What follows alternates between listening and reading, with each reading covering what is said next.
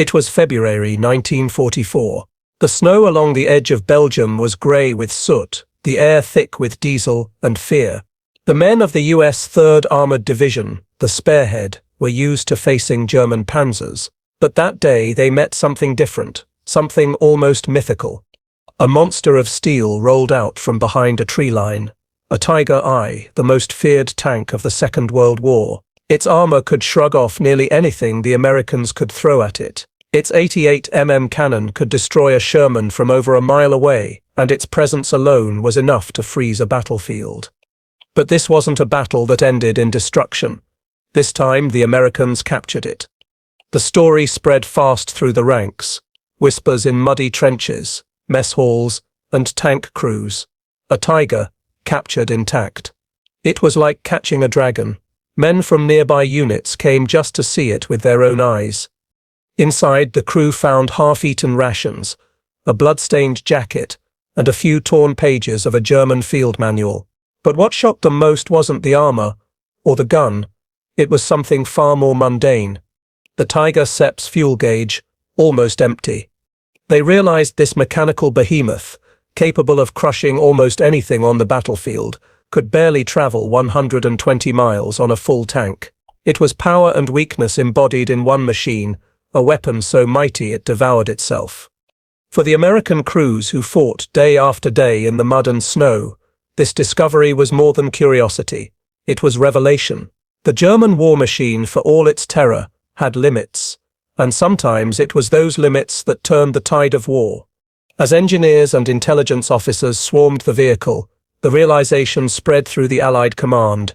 Germany's deadliest tank might also be its most impractical.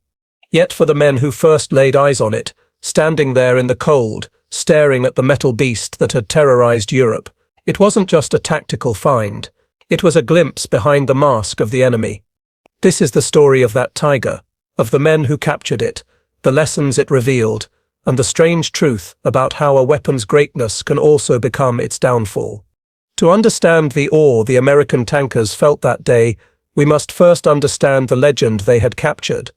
It was born not in a battlefield, but in the fevered dreams of German engineers, a weapon meant to restore Nazi Germany's dominance after shocking defeats on the Eastern Front. In 1941, German tanks had been kings, but when the Wehrmacht invaded the Soviet Union, everything changed.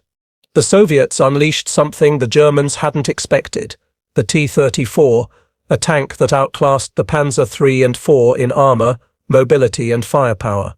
The balance of power shifted overnight. German tank crews suddenly found themselves outgunned, their shells bouncing harmlessly off sloped Soviet armor. The shock rippled through the German high command. Out of that desperation came an order from Hitler himself: build a tank that nothing on earth could destroy. The result was the Tiger I, a 57-ton masterpiece of over-engineering. It carried the famous 88mm K 36 gun, capable of punching through 6 inches of armor at 1,500 meters. Its armor was nearly impenetrable from the front. To Allied crews, it seemed unstoppable, a fortress that moved. But every legend carries a price. The Tiger's complexity made it a nightmare to produce. It required rare metals, skilled labor, and thousands of man-hours. Only about 1,350 were ever built, compared to nearly 50,000 Shermans. And the logistics? Catastrophic. The Tiger guzzled fuel like no other vehicle on the front. Its Maybach HL 230 engine, powerful but temperamental, could barely push the tank 120 miles on a full tank, on a good day, on roads. In mud or snow that distance halved. Mechanics cursed its weight. Bridges collapsed under it. Crews had to carry special recovery vehicles just to tow it. Sometimes when a Tiger broke down, and it often did, it had to be destroyed to prevent capture. And yet, when one appeared on the battlefield, even a single Tiger could halt an entire Allied advance. American and British soldiers told stories, almost myths, about shells ricocheting off its armor, about its cannon vaporizing tanks from distances where the Allies couldn't even see the enemy. To face a Tiger was to face the industrial might of the Reich distilled into one machine, but to maintain one was to fight an enemy of a different kind: complexity, scarcity, and exhaustion. By 1944, as the Allies closed in on occupied Europe, Tigers had become both a weapon and a burden, feared by enemies, but dreaded by their own supply crews. And so, when American tankers stumbled upon that captured Tiger, they weren't just finding a machine, they were uncovering a symbol of how the very ambition that built it would help destroy it. They were called the Spearhead. The 3rd Armored Division, part of the 1st US Army, had fought its way through the hedgerows of Normandy, the mud of Belgium, and the freezing hell of the Ardennes.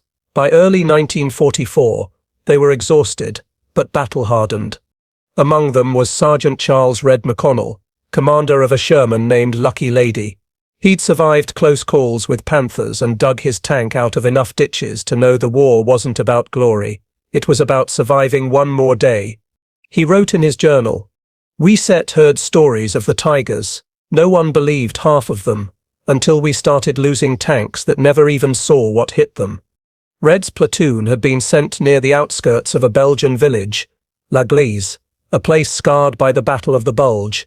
Their orders: sweep the area, clear remnants of German resistance, and secure any abandoned vehicles for intelligence. As they advanced, something massive caught their eye. Half hidden by smoke and snow, it loomed like a prehistoric beast, steel plates blackened, tracks half buried, its long 88mm gun frozen mid-swing. It was a Tiger IM, abandoned in retreat. At first no one dared approach. The men had seen too many booby-trapped vehicles, too many corpses slumped behind gun sights. They circled it cautiously, rifles raised. A medic muttered, "Looks like a bunker on treads." They expected death inside. Instead, they found silence. When Red climbed into the turret, his flashlight beam swept across the cramped interior, empty shell casings, maps scrawled in German, a photo of a young woman taped beside the gun sight. One of the men whispered, "They were just kids too." They soon realized why the Tiger had been left behind. Its engine was cold, fuel lines dry, the gauge barely moved above empty. "She was dead before we got here," Red wrote. "Ran out of blood, the kind that burns." It hit the Americans like irony made of steel. The tank they'd feared more than any other had simply stopped. Back at command, word spread quickly. The engineers wanted it moved, studied. The tankers wanted to climb inside, to feel what it was like to sit behind that dreaded gun. Some laughed, some stared in silence. For months, they'd fought ghosts. Now they were standing on one. In that moment, the Tiger stopped being a symbol of terror. It became a lesson. The men saw what arrogance and overreach could build, and how it could fall, not from an enemy shell, but from its own hunger. But the story didn't end there. The Tiger's capture would spark something new, a race of minds as American engineers and tacticians sought to uncover every secret inside that steel giant. Within hours of its discovery, the captured Tiger I was hauled back behind Allied lines, a steel prize unlike any other. The men of the 3rd Armored Division watched as engineers, intelligence officers, and ordnance experts descended upon it like archaeologists uncovering a relic of war. They called it Tiger 131, though in truth, it was one of several Tigers abandoned during the German retreat. This one, however, was nearly intact. For American mechanics accustomed to the simplicity of the Sherman, opening the Tiger was like peering into another world. Wires, hydraulic lines, massive gears, every piece overbuilt, every surface heavy, precise, intimidating. It was like taking apart a cathedral made of metal, one ordnance officer later recalled. But admiration quickly turned to frustration. Even as they examined its engineering brilliance, they saw its flaws. To the Americans, the Tiger was both magnificent and mad. Its transmission was fragile, its engine temperamental. It required preheated oil before starting in cold weather, a luxury impossible in combat, and when it ran, it burned nearly 2 gallons of fuel per mile. Engineers noted that the Tiger carried 540 liters of fuel, enough on paper to travel around 120 miles. But in real war conditions, with terrain, combat idling and weather, that range dropped to less than 60 miles. A logistical nightmare. As American analysts drafted reports, Tank crews whispered in disbelief. The Tiger had ruled the battlefield through fear, yet here it was, crippled not by enemy fire, but by its own hunger for fuel. Still, there was no underestimating its lethality. When they test-fired its 88mm gun, the shockwave rattled windows half a mile away. The shell tore clean through 3 Sherman hulls lined up in a row. The men fell silent. That moment burned into their minds. The paradox of the Tiger, a machine so devastating that even broken, it commanded respect. At the same time, intelligence reports reached Allied command. They compared the Tiger's strengths and weaknesses with their own designs. The M4 Sherman, nimble, reliable, quick to repair, could be fielded in numbers. The Tiger, slow, rare, and thirsty, could not. A strategy emerged from that realization: mobility over might. Instead of matching German tanks 1-to-1, Allied commanders would overwhelm them in speed, supply, and sheer numbers. For the men of the 3rd Armored, the Tiger's capture wasn't just a trophy, it was knowledge that would shape every future engagement.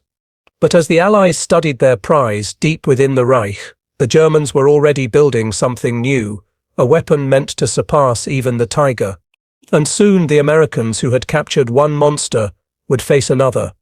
By late 1944, the Allies were pushing eastward, inch by bloody inch, through France and Belgium toward the heart of Germany. The capture of the Tiger had been a small victory, a glimpse into the enemy's design, but the war was far from over. For the men of the 3rd Armored Division, every road, every ridge was paid for in blood and diesel.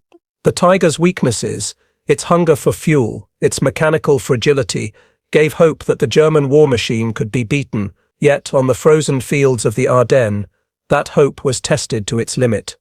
The Battle of the Bulge erupted, Hitler-Sepp's desperate gamble to split the Allied lines and force a negotiation, and at the spearhead of that counterattack came Germany-Sepp's newest beast, the Tiger II, or King Tiger. It was bigger, heavier, deadlier, and even more fuel-hungry. To American tankers, it looked like the Tiger they had captured evolved into something nightmarish. Sergeant McConnell and his crew faced it near the village of Hotten on a frigid December morning. The radio crackled. "Panzer, big one, front of column. Jesus, that Sepp's a King Tiger." They fired 1, 2, 3 shells. The rounds bounced off like pebbles on stone. The King Tiger answered with a single shot that vaporized the lead Sherman. McConnell's tank shook from the shockwave. He later wrote in his journal, "We weren't fighting men anymore. We were fighting a monster. Every move we made, it already seemed to know." Pinned down, low on ammunition, his crew made a decision: retreat and call for artillery support. But when they turned, their tank lurched to a halt. A track had come loose in the mud. For a moment, silence. Then the distant growl of the Tiger's engine growing louder. The men braced themselves, knowing escape was impossible. But then, the roar faded. The King Tiger stopped. Its crew dismounted and fled into the forest. McConnell didn't understand until later. The tank had simply run out of fuel. In that instant, the Americans realized the same weakness that had doomed the first Tiger still haunted its successor: power without endurance, strength without sustainability. For days after, the 3rd Armored advanced past countless burnt-out hulks of Tigers and Panthers, fearsome in silence, but useless in retreat. The once invincible machines now stood as monuments to overreach. But for every abandoned Tiger, there were men, crews, brothers in arms, who had faced them and didn't make it home. The fear those tanks inspired, the devastation they caused, could never be erased. The men learned a hard truth. Even when the enemy faltered, victory demanded sacrifice. As the winter passed and spring approached, the tide turned for good. The Allies were now inside Germany, and the lessons learned from that first captured Tiger were guiding their every move. By early 1945, the tide of the war had turned. The Allies had learned to fight the Tiger, and more importantly to outthink it. What began with a single captured tank now shaped the entire Allied strategy. When American intelligence dissected the Tiger, they learned everything, from the thickness of its armor to the flaws in its transmission. That knowledge wasn't buried in reports. It flowed directly into the field, to the tank crews, gunners and commanders who faced the beast in battle. Every Allied tanker was briefed on one mantra: "Don foot, fight it head on." They learned to flank the Tiger, to move fast, to use terrain, smoke, and teamwork. A single Sherman couldn't win, but three working together, moving in coordination, could exploit the Tiger's slow turret rotation and poor visibility. And when American artillery was brought into the fight, the battlefield changed completely. Commanders no longer feared the Tiger's gun. They simply called for air or artillery support and buried it under firepower the Germans couldn't match. The capture of that Tiger had revealed the truth. The war wasn't about building the biggest or strongest tank. It was about building an army, an ecosystem of men, machines, and logistics that could keep fighting, no matter the cost. That's where the Allies excelled. Their Shermans weren't perfect, far from it. They were thin-skinned, vulnerable, undergunned, but they were reliable. They could be repaired in the field, refueled anywhere, produced by the thousands. Every time a Tiger broke down, 3 new Shermans rolled off American assembly lines. Every mile the Tiger burned through fuel, Allied supply convoys carried enough gasoline to keep entire divisions moving. The captured Tiger became a teacher. Its lessons were painful but invaluable, that war favors the sustainable, not the spectacular. In the weeks that followed, Allied tankers began to win not through brute force, but through strategy. McConnell and his men were among those who used new flanking tactics in their final push toward the Rhine. He later wrote, "We stopped trying to be heroes. We started fighting smart. That Tiger taught us how."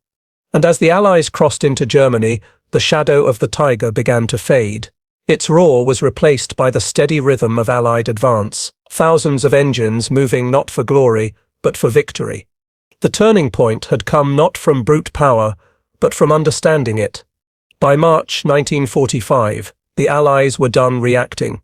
They were executing. The lessons drawn from the captured Tiger I had filtered through every layer of command, from field manuals to frontline tactics. The Americans no longer feared the German heavy tanks. They anticipated them. Their approach had changed: speed, coordination, and communication over brute strength. Where Tigers once dominated, they now struggled to respond to a war that moved too fast for them. Every Allied advance began the same way. Reconnaissance spotted German armor, artillery softened resistance, and air cover cleared the skies. Then came the tanks, not in single duels, but in packs. The 3rd Armored Division, Spearhead, led the charge across the Rhine, cutting through the German countryside with relentless precision. Sergeant McConnell's platoon rolled through villages that had once been death traps. This time they didn't stop when they saw German armor. They outflanked it. They didn't fear the 88 anymore. "We didn't fight them tank for tank," McConnell recalled. "We fought them system for system." The Tiger's limited range and constant mechanical failures made it a liability. Many were abandoned before they could even fire a shot. Germany's fuel crisis worsened daily. Convoys stalled, depots destroyed, logistics collapsing under Allied bombardment. The mighty Tiger, once a symbol of Nazi power, became stranded in its own homeland. And yet, for all its flaws, the Tiger remained deadly when it did fight. Allied soldiers still approached every encounter with caution. Every hill, every tree line could hide a Tiger waiting to strike. That's why precision mattered. Artillery observers marked suspected Tiger positions. Parodi 7 Thunderbolts and Typhoons swooped down with rockets and bombs, and when the smoke cleared, the Shermans advanced, side by side, coordinated by radio, unstoppable through sheer persistence. This was the culmination of everything the Allies had learned. Technology mattered, but systems won wars. The Tiger was a masterpiece, but it existed in isolation, too complex, too costly, too dependent on resources that Germany no longer had. As American columns crossed the Rhine and pressed into the heart of the Reich, the myth of the Tiger crumbled under the weight of Allied momentum. What the men of the 3rd Armored understood, standing beside that first captured Tiger months earlier, had now played out across Europe. No weapon, however fearsome, can outlast the will and the adaptability of those who learn from it. The Tiger's roar was fading, but its lessons carved in steel, burned into memory, were shaping a new kind of warfare. April 1945, the final month of the war in Europe. Germany was collapsing. Allied forces had crossed the Rhine and were advancing deep into the heart of the Reich. But even in its death throes, the Third Reich still had claws, and some of them wore the shape of tigers. In the city of Cologne, one of the most famous tank duels of the war unfolded. A single tiger eye stood hidden near the cathedral square, its gun pointed down a rubble-choked avenue. It was waiting for prey. Moments later, an American M26 Pershing, one of the Allies' new heavy tanks, rumbled into view. The crews on both sides spotted each other almost at the same instant. The Tiger fired first. The shell missed by inches, slamming into a wall behind the Pershing. The Pershing fired back. Its 90 shell struck true. The Tiger's armor, once thought invincible, shattered. Flames erupted from the turret, smoke curling into the sky beside the cathedral spires. The duel lasted 20 seconds. The myth that had haunted Allied tankers for years ended in less than half a minute. The footage was captured by a US Army cameraman, real, raw, undeniable. For every soldier who had whispered about the Tiger's invincibility, that film became a symbol. Even giants can fall. Across Germany, similar scenes played out. Tigers abandoned in fields, their tracks broken, fuel tanks dry, others destroyed by artillery or airstrikes before they could even reach the front. Sergeant McConnell and his crew witnessed one of these final encounters near Paderborn. They found a Tiger II blocking a crossroads, its turret aimed lifelessly at the sky, its crew gone. McConnell wrote in his journal, "We used to fear them. Now they just sit there dead on the road, like dinosaurs that didn't know the world changed around them." And in a sense, that's what had happened. The Tiger had been built for a kind of war that no longer existed, a war of duels and shock, not of speed and endurance. By 1945, the Allies had moved beyond it. As the Pershings, Shermans and Cromwells rolled through Germany's dying cities, the once mighty Tigers lay silent, their legend undone by the same flaw that had always haunted them, too powerful to ignore, too fragile to survive. In the end, the Tiger wasn't defeated by another tank. It was defeated by time, by strategy, by adaptation, and by the men who refused to be afraid of it anymore. When the guns fell silent in May 1945, the world took a deep breath. Europe lay in ruins. The German war machine dismantled, but its remains still spoke volumes. Among the wreckage were dozens of Tiger tanks, captured, half buried in mud, or smoldering on the edge of ruined towns. For the US Army Ordnance Corps, these steel beasts weren't just trophies, they were lessons.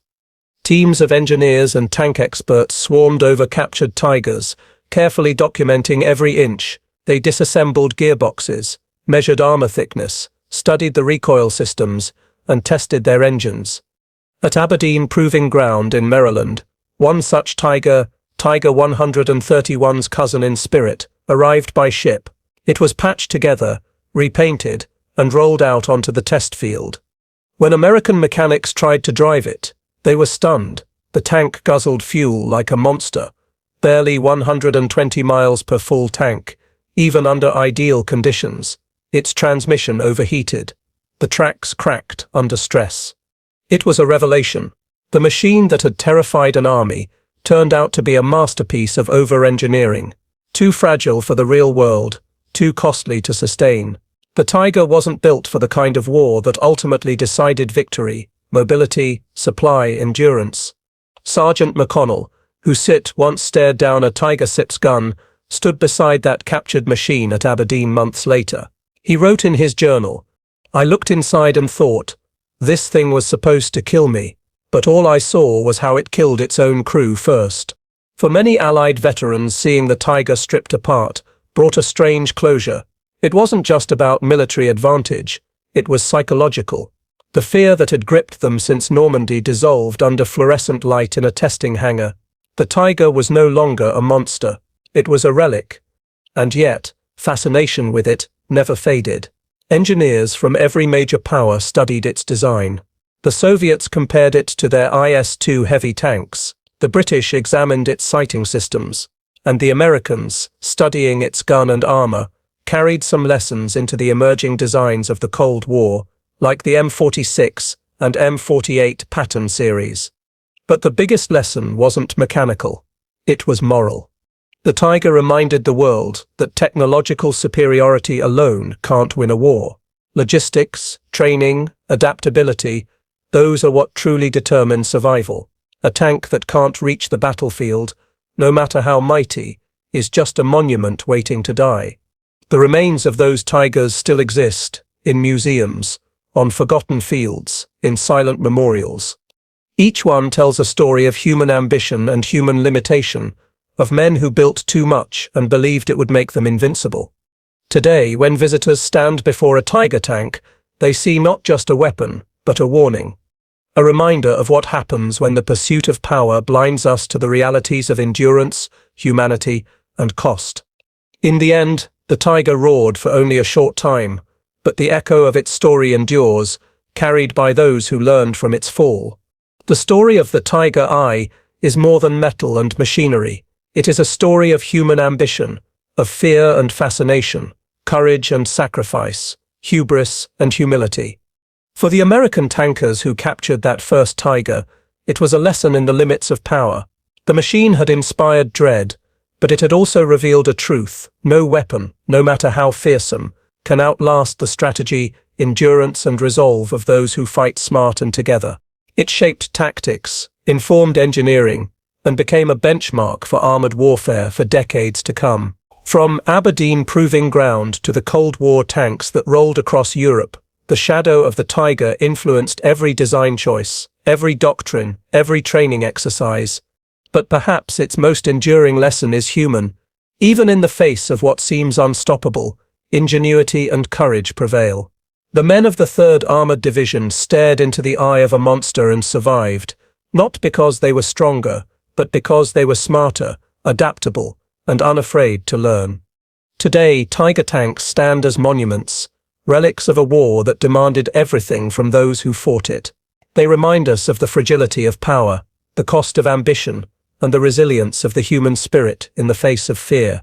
In the end, the Tiger roared, yes, but its echo lives in the men who survived it, in the lessons it taught, and in the enduring truth that no matter how formidable the enemy may seem, understanding, courage, and humanity will always tip the balance. If this story moved you, like, comment and subscribe for more echoes of history. Because these lessons, from courage, sacrifice and ingenuity, are not just stories of the past, they are reminders of what it means to face fear and prevail.